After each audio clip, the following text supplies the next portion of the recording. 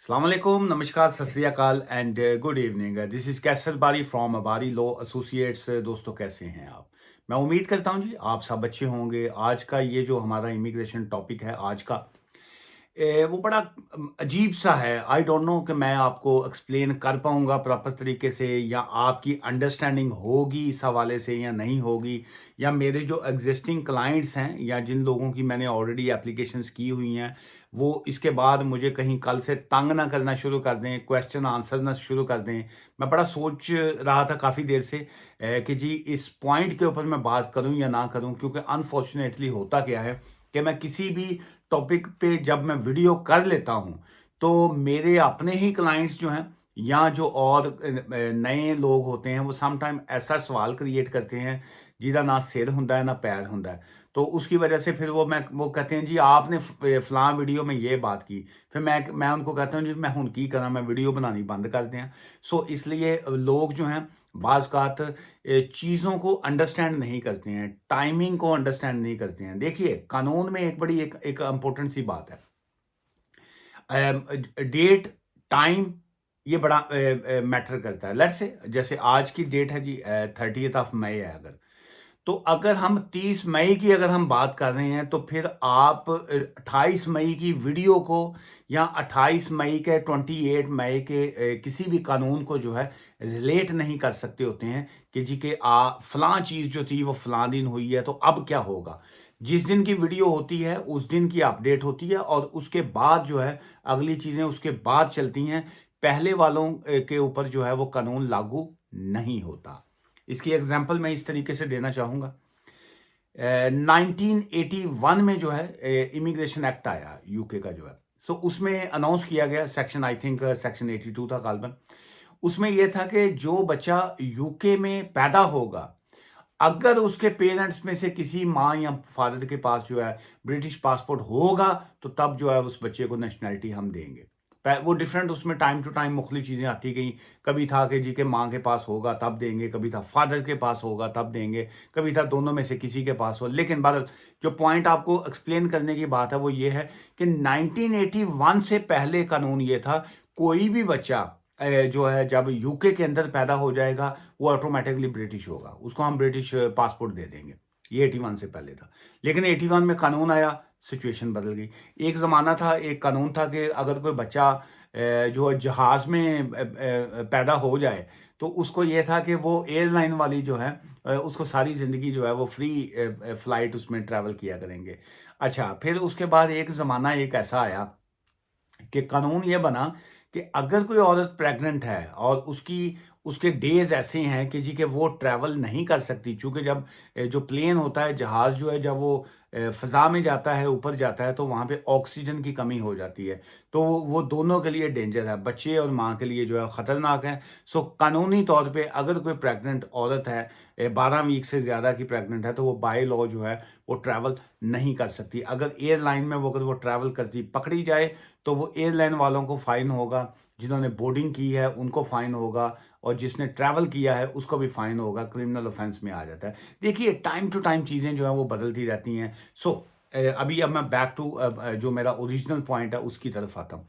फ़ी waiver क्या है? फ़ी waiver का मतलब ये होता है कि मेरे पास मेरी फ़ीस को जो है वेव किया जाए, मुझे इस चीज़ से हटाया जाए। मैं अनएबल हूँ, मेरे पास पैसे नहीं हैं, मेरे पास फंड्स नहीं हैं कि मैं कोई आपकी फ़ीस पे कर सकूँ, तो मेरे ये ह्यूमन राइट्स लॉ की वायलेशन है। मेरा ह्यूमन राइट्स क्या है? नंबर 1 तो मेरा as a being a human मेरा एक राइट है कि मुझे इंसाफ मिलना चाहिए, मुझे जस्टिस मिलना चाहिए। मेरा जस्टिस क्या है? मुझे एक फ़लाँ चीज़, मेरा एक इश्यू है, आप मुझे उसके ऊपर मुझे जो है वीज़ा ग्रांट करें या मेरी बात को सुनिए। लेकिन मेरी उस बात को सुनाने के लिए, मेरी उस बात तक पहुँचने के लिए मुझे आप कहते हैं कि जी आप फ़ीस पे करो, मुझे आईएचएस की फ़ीस पे करो, इमिग्रेशन हेल्थ सरचार्ज जो है वो पे करो। वो क्या है? वो 1035.1035 £1035 जो है उसकी फ़ीस है। आप मुझे कहते हैं कि 2.5 ईयर की जो वो फीस पे करो, दैट्स बिकम 2587 पाउंड। मुझे 2500 पाउंड जो है, 2500 पाउंड मुझे वो पे करना पड़ेंगे। मुझे इमिग्रेशन की जो फीस है 1048 जो है, ये दोनों फीसें मिला के मेरी 3600 3700 पाउंड जो है वो फीस बन जाती है। मुझे सिर्फ अपना एक जो इंसाफ लेने के लिए, मेरा एक राइट को जो है सामने एवेलुएट करने के लिए, आप तक पहुंचाने के लिए। तो लेकिन आप ये कहते हैं कि हम एज अ बीइंग यूके जो है, हम एक ह्यूमन राइट्स के जो हैं वो बड़े पासदार हैं, हम ह्यूमन राइट्स की वायलेशन नहीं करते। तो मेरा एक ह्यूमन राइट है कि मैं एक स्टूडेंट हूँ, मेरे पास आगे फंड्स नहीं हैं कि मैं आगे जो है वो फ़लाँ का एक काम कर सकूँ, या मेरी जो यूनिवर्सिटी है उन्होंने मुझे निकाल दिया, मुझे विड्रॉ कर दिया, मुझे जो है वो मेरी असाइनमेंट जो थी उसमें प्लेजरिज्म की वजह से या किसी और वजह से मुझे किक आउट कर दिया। मैं अब क्या करूं, मेरी बात को सुनने को तैयार कोई नहीं है। मैं यहाँ पे फीस दे के आया, मेरे ये इश्यूज हैं। मैं स्किल्ड वर्कर वीज़ा पे आया, मुझे आगे ये प्रॉब्लम हो गया, मेरी कंपनी मुझे जॉब ही नहीं दे रही, मेरी कंपनी मुझे घंटे ही नहीं दे रही, मेरी वाइफ है साथ में, मेरे बच्चे हैं, मैं कहाँ जाऊँ? सो आप कहते हैं कि एक टेक्निकली तो वो उनकी बात दुरुस्त है इस हवाले से। वो कहते हैं जी आप स्टूडेंट आए थे, आप पढ़ने के लिए आए थे, आप पढ़िए अपनी, और उसके बाद यहाँ पास हो जाते हैं तो आप पीएसडब्ल्यू पे जाएं। आप आपकी स्टडी कंप्लीट हो जाती है तो आप अपना स्किल्ड वर्कर वीज़ा पे जाएं, अदरवाइज आप कंट्री लीव कर दीजिए। और अगर आप यहाँ पे रहना चाहते हैं तो कानूनी तरीके से रहें। उनका मौकफ जो है वो इस पॉइंट के ऊपर ये है। लेकिन अब हम दूसरी साइड पे, क्योंकि हर ये हाथ है, इसकी दोनों साइडें हैं, एक ये है एक ये है। वो एक अलग बात है कि ज्योतिषी जो होता है वो कहता है मैं इस साइड से देखूंगा, लेकिन आज के जो न्यू ज्योतिषी हैं वो इस हाथ से भी, दूसरी साइड से भी देख लेते हैं, जिसको कहा जाता है तस्वीर के दो रुख जो है, पिक्चर के हमेशा दो रुख देखने चाहिए। एक पिक्चर वो होती है जो आपको सामने से दिखाई देती है, एक होती है पिक्चर जो उसकी बैक साइड है। सो एक साइड है होम ऑफिस की, एक साइड है आपकी अपनी। टेक्निकली तौर पे मैं ये समझता हूँ कि एक वकील है अगर आपका, तो उसको आपकी वो पिक्चर की दोनों रुख देखने चाहिए, ना सिर्फ वो सब आपकी स्टोरी सुने। हाँ जी जी तुसी कहता है ये हो गया हो गया हो गया। वो दरबारों में जाए ना, वो वहाँ पे किसी ये जो होते हैं ज्योतिषी टाइप लोग, या ये जो कहने जी मेरे घर मुंडा होवे, वो कहने जी हाँ जी जी ਤੁਹਾਡੇ इस साल मुंडा ही होएगा।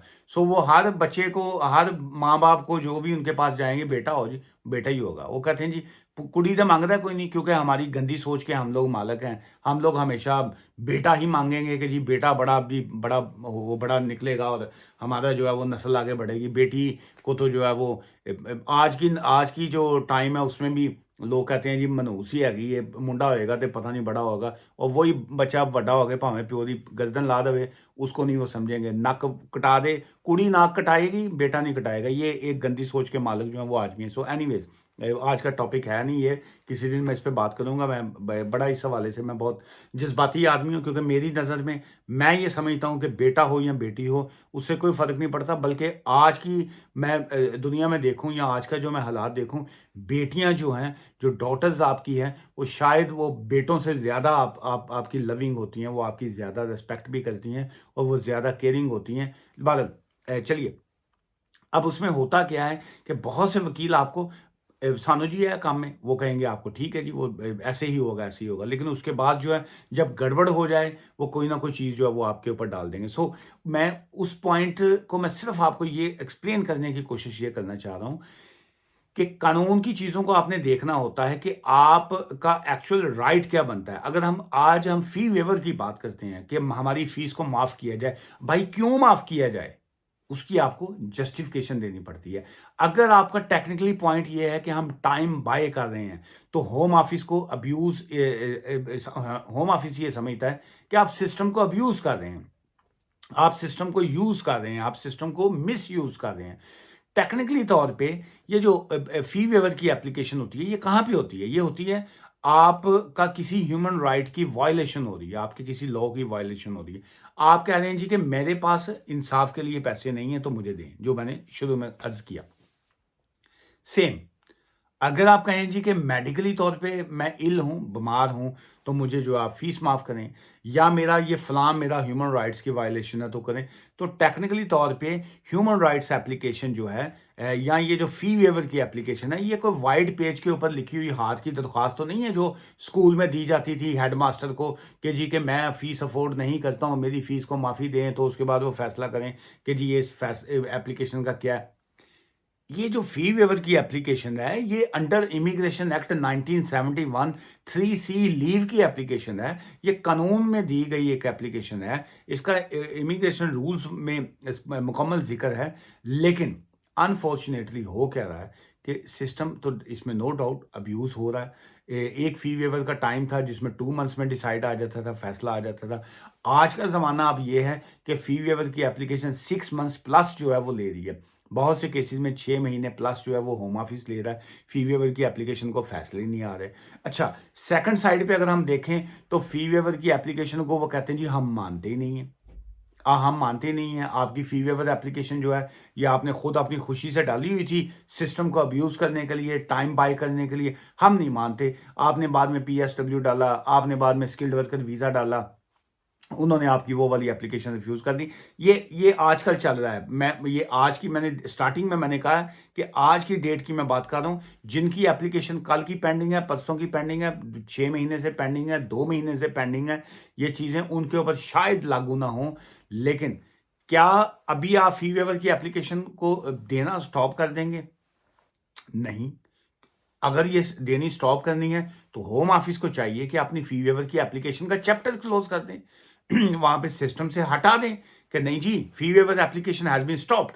जैसे उन्होंने अनाउंस किया कि 17 जुलाई 3 पीएम के बाद जो है आप जो है स्किल्ड वर्कर वीजा पे स्विच नहीं हो सकते until the completion of your course. जो है जब उन्होंने वो स्टॉप कर दिया, इसी तरह होम ऑफिस का ये काम बनता है कि जी कि आप जो है फी वेवर की एप्लीकेशन फाइल करेंगे किसी भी बेस के ऊपर, हम उसको एक्सेप्ट नहीं करेंगे। हम ये समझेंगे कि आप इलीगल हैं, ओवरस्टेड हैं, एक्सेप्ट इट। हमारे पास चॉइस ही कोई नहीं है, हम उसको मान लेंगे। पब्लिक मानेगी, वकील मानेंगे, कोई ऑप्शन नहीं है। जैसे हमने 17 जुलाई के स्किल्ड वर्कर वीज़ा एप्लीकेशन को माना। आजकल बहुत सी एप्लीकेशन में होम ऑफिस जो है या आपकी 3C लीव जो या फी वेवर एप्लीकेशन को वो नहीं मान रहा, उसको चैलेंज कीजिए। उसकी वजह ये है कि वो एक मैं समझता हूँ कि एक गैर कानूनी फैसला है अगर वो आपकी फी वेवर एप्लीकेशन की बेस के ऊपर जो है आपको कंसिडर ये करते हैं कि आप ओवरस्टेयर हैं या आपकी इस तरह की कोई सिचुएशन नहीं बनती। बहरहाल फी वेवर का is nothing to do with your main case जो है। लेकिन जो ह्यूमन राइट्स के हवाले से जो है उसमें बहुत से और टॉपिक आ जाते हैं। ये एक उसमें एक टॉपिक एक आता है जो आपकी मेडिकल ऐसी आपकी सिचुएशन है कि आपको इलाज की ज़रूरत है, आपको ट्रीटमेंट की ज़रूरत है। उसके ऊपर मैं कल की वीडियो में वैसे मैं बात करूँगा। आज मैं सिर्फ आपको ये एक पॉइंट एक्सप्लेन करना चाह रहा था क्योंकि मैंने कुछ वीडियोस जो हैं और कुछ क्लाइंट्स की सिचुएशन और कुछ लोग जो आए थे इस तरह की चीज़ें डिस्कस करने के लिए, तो मैंने सोचा कि मैं अपना पर्सनल एक्सपीरियंस जो है वो मैं आपके साथ शेयर करूं कि आप अगर इस तरह की चीज़ों के शिकार हैं या विक्टिम हैं तो आपको क्या करना चाहिए। देखिए, आज की इस वीडियो से इजाज़त लेने से पहले मैं यही कहूँगा, कोई भी काम करें, कानूनी तरीके से आप किया करें। फ़ी वेवर की एप्लीकेशन में अगर आपने डाली हुई है, तो उसमें आजकल टाइम काफ़ी लग रहा है। नंबर 1 उसमें 5 मंथ्स लगें, 6 मंथ्स लगें, 8 मंथ्स लगें, आपके पास कोई चॉइस नहीं है। उसका आप उसको ट्रेस नहीं कर सकते, आप उसको ना उसका जल्दी फ़ैसला ले सकते हैं। सेकंड ये है कि अगर आपकी वो फ़ी वेवर की एप्लीकेशन को रिजेक्ट कर देते हैं, सो ऑब्वियसली उनके पास राइट है, वो आपकी फ़ी वेवर की एप्लीकेशन को रिजेक्ट कर सकते हैं। चूँकि फ़ी वेवर की एप्लीकेशन डिपेंड कर रही होती है आपके फाइनेंस के ऊपर। आपके पास फंड्स नहीं हैं, तो वो आपकी फीस को माफ़ करते हैं, जो आपने बाद में फाइल करनी होती है FLR, further leave to remain on the basis of human right. जब जिसकी 3600 3700 पाउंड जो है जिसकी फीस आती है, आप एक्चुअली उसको फीस माफ़ी। जब आप उनको कहते हैं कि मेरे पास फंड्स नहीं है पे करने के लिए, तो वो कहते हैं भाईजान रोटी कित्थों खा रहे हो? आप रह कहाँ से रहे हैं? अकोमोडेशन कहाँ से ली? फिर वो आपसे जब पूछेंगे, फिर आप कहेंगे मैं खाना जो है वो मेरे एक दोस्त हैं वो मुझे लेके दे रहे हैं, मेरा रेंट जो है वो फलां दे रहे हैं। फिर वो आपको कहेंगे भाईजान उनका लेटर दें, अब आप उनकी उनकी बैंक स्टेटमेंट दें, उनका फलां दें, फिर वो फैसला करेंगे। एक तो उसमें अगर टाइम टेकिंग है तो उसमें आपको फ़िक्र नहीं करना चाहिए, नंबर 1। नंबर 2, अगर वो आपकी एप्लीकेशन को फ़ी वेवर को रिफ्यूज़ कर देते हैं, सो ऑब्वियसली आपके पास 10 डेज़ का टाइम होता है। 10 डेज़ में अपनी फ़ीस पे कीजिए और अपना जो भी अब अगला केस आपने एफएलआर या जो भी आपने पीएसडब्ल्यू व्हाटएवर जो भी आपने लगाना है, उसको आप लगाइए। अगर वो आपकी एप्लीकेशन रिफ्यूज़ल के बाद फीस आपने पे कर दी, नई एप्लीकेशन फाइल कर दी और उसमें अगर कोई इश्यूज़ पैदा करते हैं कि जी के नहीं, हम नहीं मानते वो शहबाज़ शरीफ साहब कहते होते हैं ना इस दस्तूर को मैं नहीं मानता, मैं नहीं मानता। सो अगर होम ऑफिस कहे मैं नहीं मानता, मैं नहीं मानता, तो फिर जो है आपके पास एक राइट होता है जिसको जुडिशियल रिव्यू कहा जाता है। चैलेंज कीजिए कि भाईजान आप नहीं मानते तो मैं भी नहीं मानता। दुआ में याद रखिएगा। Take care. Bye for now.